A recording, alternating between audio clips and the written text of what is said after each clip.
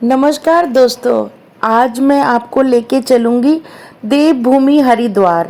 और हरिद्वार के बाद हम जाएंगे ऋषिकेश। कितने दिन का ये ट्रिप रहा और किस किस तरीके से मैंने प्लान किया, वो सब कुछ मैं आपको बताऊंगी। और अगर आपको मेरा ये मिनी ब्लॉग अच्छा लगे, पसंद आए, तो प्लीज़ चैनल को लाइक सब्सक्राइब करना मत भूलिएगा। दोस्तों, इस वीडियो में हमने हरिद्वार गए, वहाँ पे हमने गंगा आरती देखी। उसके बाद मनसा देवी गए, मनसा देवी के दर्शन किए। ट्रॉली किस तरीके से लेनी है, पहले से ही टिकट बुक करनी पड़ती है, किस वेबसाइट से होती है, वो सब चीज़ें मैं आपको बताऊंगी। और उसके बाद हम गए ऋषिकेश। ऋषिकेश में हमने क्या क्या देखा और हमने रिवर राफ्टिंग की। रिवर राफ्टिंग का एक्सपीरियंस हमारा कैसा रहा और क्या क्या आपको एहतियात बरतनी होती है रिवर राफ्टिंग करते समय, ये सब जानकारी आपको मिलेगी। तो ये वीडियो सिर्फ और सिर्फ आपके लिए है। और अगर आप यहाँ जाने का प्लान कर रहे हो तो ये वीडियो आपको पूरी देखनी चाहिए, क्योंकि इसमें सारी डिटेल बताई है मैंने कि किस तरीके से इसको प्लान किया जाए और कितने दिन की प्लानिंग करनी चाहिए, कौन सा होटल बुक करना चाहिए जिससे आपको अच्छे से अच्छा व्यू मिल सके, और कौन सी वेबसाइट से करना चाहिए जिससे ज़्यादा डिस्काउंट मिल सके। तो ये सारी प्लानिंग मैं आपको बताऊंगी, लेकिन वीडियो को पूरा देखिएगा और चैनल को लाइक सब्सक्राइब जरूर कीजिएगा। जय गंगा मैया की। सबसे पहले हमने कैब बुक करी हरिद्वार और ऋषिकेश के लिए। हम यहाँ सुबह 6 बजे यहाँ से निकल गए थे हरिद्वार के लिए, और मैंने होटल वगैरह ऑनलाइन पहले से ही बुक कर दिया था, क्योंकि वहाँ जाने के बाद ये रेट बहुत ज़्यादा बोलते हैं और आपको ज़रूरत होती है तो आप किसी भी रेट में होटल लेना पसंद करते हैं। इसीलिए मैंने होटल वगैरह पहले ही सर्च करके होटल बुक कर लिया था और व्यू वगैरह चेक कर लिया था कि होटल का व्यू वगैरह कैसा है। अगर आप कोई ट्रिप प्लान करते हैं तो पहले सब कुछ प्लानिंग करके तभी घर से निकलिए, क्योंकि वहाँ जाने के बाद वो लोग आपसे हर किसी भी तरीके का रेट मांगते हैं और आपको वो देना पड़ता है, क्योंकि आपके पास कोई ऑप्शन नहीं होता है। तो हम होटल पहुँचे, होटल जा कर के हमने रेस्ट किया, नहाए हम और हमने लंच किया। दोपहर के 12 साढ़े 12 बज चुके थे और हमने वहाँ जा कर के रेस्ट किया। और रेस्ट करने के बाद, लंच करने के बाद हम शाम को 4 बजे निकले गंगा जी के लिए। गंगा जी के लिए निकले तो गंगा आरती में टाइम था, क्योंकि गंगा आरती शाम को 6:20 में होती है। तब तक हमने सोचा क्यों ना मनसा जी के दर्शन कर लिए जाए। जब हम मनसा देवी के दर्शन करने के लिए वहाँ पर पहुँचे तो पता चला कि ट्रॉली का 1 घंटे की वेटिंग चल रही है। मतलब 1 घंटे की नीचे से वेटिंग थी और ऊपर जाने के बाद 1 घंटे की ऊपर से वेटिंग थी। तो मतलब मेरे 2 घंटे वेस्ट हो जाते और गंगा आरती जो मेन मुझे देखनी थी वो मेरी स्किप हो जाती। मैं किसी हालत में गंगा जी की आरती नहीं छोड़ सकती थी। तो जो गलती मैंने की थी वो गलती आप बिल्कुल भी मत कीजिएगा। आप जिस दिन पहुंचते हैं हरिद्वार, उससे ही 1 दिन पहले ही आप अपनी बुकिंग करा लीजिएगा। ऑनलाइन बुकिंग हो जाती है। हरिद्वार एक वेबसाइट है, आप गूगल पे सर्च करेंगे तो वहाँ पर आपकी ऑनलाइन बुकिंग हो जाती है। आप ऑनलाइन बुकिंग करके तभी जाइएगा। और वहाँ जो ऑनलाइन आप बुकिंग करते हैं तो वहाँ पे आपको 150 रुपीज़ चार्ज करते हैं, और अगर आप काउंटर पे जा कर के टिकट लेते हैं तो वो 199 रुपीज़ चार्ज करते हैं। मुझे नहीं समझ में आया कि ये क्यों था, लेकिन मजबूरी में क्या करते।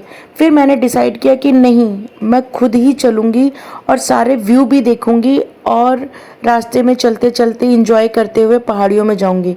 मनसा देवी जी के दर्शन मैं तो करूँगी ही।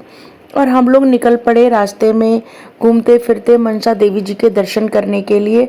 मनसा देवी ऊपर पहाड़ियों में स्थित है, 7 से 8 किलोमीटर ऊपर स्थित है और खड़ी चढ़ाई है।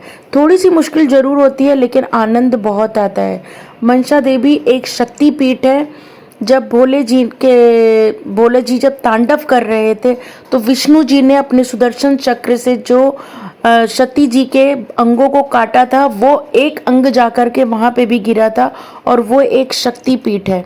तो हम लोग पहुँचे मनसा देवी जी के यहाँ, दर्शन किए और फिर 13 से 14 मिनट में नीचे आ गए। मतलब 45 मिनट हमें चलने में लगा था ऊपर, और 13 से 14 मिनट में हम नीचे आ गए थे। और आने के बाद हमने गंगा जी में डुबकी लगाई और डुबकी लगा करके फिर हमने गंगा जी की आरती की। आरती करते हुए मन ऐसा लगा जैसे शांत हो गया और मन कितना पवित्र और पावन हो गया। वो भव्य आरती आज भी मेरी आंखों में समाई हुई है कि जब आरती होती है तो गंगा जी भी ना बिल्कुल शांत हो जाती है, जैसे लगता है कि वो भी आरती का आनंद ले रही हैं। बहुत मज़ा आया, बहुत एंजॉय किया। काफ़ी देर तक हम गंगा जी के पास बैठे रहे और सच उस पल को ना आप महसूस, क्या बताऊँ, उस पल के लिए मेरे पास शब्द नहीं है कि मन कितना पवित्र होता है। बस देख करके थोड़ी सी तकलीफ ये हुई कि ना जो भी कूड़ा था ना, फूल पत्ती पॉलिथीन वगैरह जो थी ना, वहाँ के सारे कर्मचारी वो उठा करके गंगा जी में ही फेंक रहे थे। ये देख करके बहुत दुख लगा कि हमारी नदियों को किस तरीके से भ्रष्ट किया जा रहा है। ठीक है, खैर उसमें मैं क्या कर सकती हूँ, लेकिन अगर प्रशासन इस वीडियो को देख रहा है तो प्लीज़ वहाँ पर सख्ताई बरतिए और उन लोगों को गंगा साफ रखने के लिए कहिए। उसके बाद हम फिर खाना वाना खा करके हम होटल पहुँच गए और होटल में जा करके हमने स्टे किया, रात में सोए और फिर सुबह हमारी कैब आ गई ऋषिकेश के लिए। ऋषिकेश हरिद्वार से सिर्फ 24 किलोमीटर दूर है, मतलब 2 से ढाई घंटे में पहुँच जाते हो अगर ट्रैफिक वगैरह है तो। ऋषिकेश पहुंचे। ऋषिकेश पहुंचते ही हमने रिवर राफ्टिंग के लिए पता किया। आप ड्राइवर को कभी भी मत कहना कि वो आपके रिवर राफ्टिंग के लिए पता करे, क्योंकि मैंने ये गलती की थी। मैंने ड्राइवर को बोला कि रिवर राफ्टिंग के लिए पता करो, आप यहाँ के लोकल हो तो आपको सही रेट मिलेगा, लेकिन सच बताऊँ वो अपना कमीशन पहले ही ऐड कर देते हैं। तो जब मुझे पता चला, उसने मुझे बुक करके दिया। फिर मैं गई और डायरेक्टली जब मैं बात कर रही थी तभी उसके मुंह से अचानक से सही रेट निकल कर आ गया। तब मैंने ड्राइवर से पूछा, तुमने तो मुझे ये रेट बताया था और ये मुझे ये रेट बता रहा है। तो ड्राइवर के ऐसा लगा जैसे चेहरे की हवा ही उड़ गई। और सबसे लंबी वाली एक होती है 16 किलोमीटर की, एक होती है 12 किलोमीटर की और एक होती है 9 किलोमीटर की। लेकिन सच मानो, आप 9 किलोमीटर वाली बुक करना, कम पैसे की बुक होती है लेकिन उसमें और भी लोग बैठते हैं। तो अगर वो 12 किलोमीटर या 16 किलोमीटर जा रहे हैं तो आप फ्री में ही 16 किलोमीटर चले जाएंगे, क्योंकि बीच में कहीं भी स्टॉप पॉइंट नहीं होता है। तो आप 6 किलो मतलब सबसे कम वाली बुक करना, पैसे कम के देना, लेकिन इंजॉय आप लंबी वाली करोगे 16 किलोमीटर, जो आपके लक्ष्मण झूले से होती हुई आती है। एक वहाँ पर लक्ष्मण झूला है और एक राम झूला है। बहुत ही सुंदर झूला है और वहाँ पे जब लाइटिंग होती है रात को तो उसकी खूबसूरती देखते ही बनती है। हमने रिवर राफ्टिंग की। सच बताओ, गंगा का पानी इतना ठंडा था ना और इतना एडवेंचरिंग था ना, लेकिन लाइफ में ना एक बार रिवर राफ्टिंग जरूर करनी चाहिए, जरूर करनी चाहिए। तो अगर आप लोग ऋषिकेश जाने का प्लान कर रहे हैं तो मैं आप सभी से रिक्वेस्ट करूंगी कि लाइफ का एक एक्सपीरियंस जरूर करना, आप रिवर राफ्टिंग जरूर करना। बस छोटे बच्चे को वो नहीं जाने देते हैं और बड़े ही लोग जा सकते हैं, 15 साल से ऊपर के लोग ही रिवर राफ्टिंग कर सकते हैं। लेकिन बहुत मज़ा आया, बहुत इन्जॉय किया मैंने।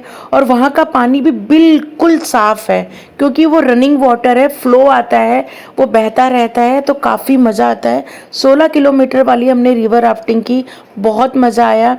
एक जगह पे तो उसने कहा कि जंप करके आप पानी के अंदर भी जा सकते हो, और बीच बीच में हमने जंप करके पानी के अंदर भी गए। बहुत अच्छा लगा, बहुत इन्जॉय किया। और उनके प्राइस अगर पता करना है तो मुझे बताइएगा, कमेंट बॉक्स में बताइएगा कि रिवर राफ्टिंग के क्या क्या प्राइस है, मैं आपको वो भी बता दूंगी। मैंने किस वेबसाइट से होटल बुक किया था और कौन सा होटल बुक किया था जिसका व्यू बहुत ही खूबसूरत था, गंगा जी बिल्कुल साफ साफ दिखाई देती थी, तो वो भी मैं आपको बताऊंगी। उसके लिए कमेंट बॉक्स में मुझे कमेंट कीजिएगा। और आपको अगर मेरी वीडियो अच्छी लगी हो तो प्लीज़ प्लीज़ फ्रेंड चैनल को लाइक सब्सक्राइब जरूर कीजिएगा। Thank you very much. जय गंगा मैया की।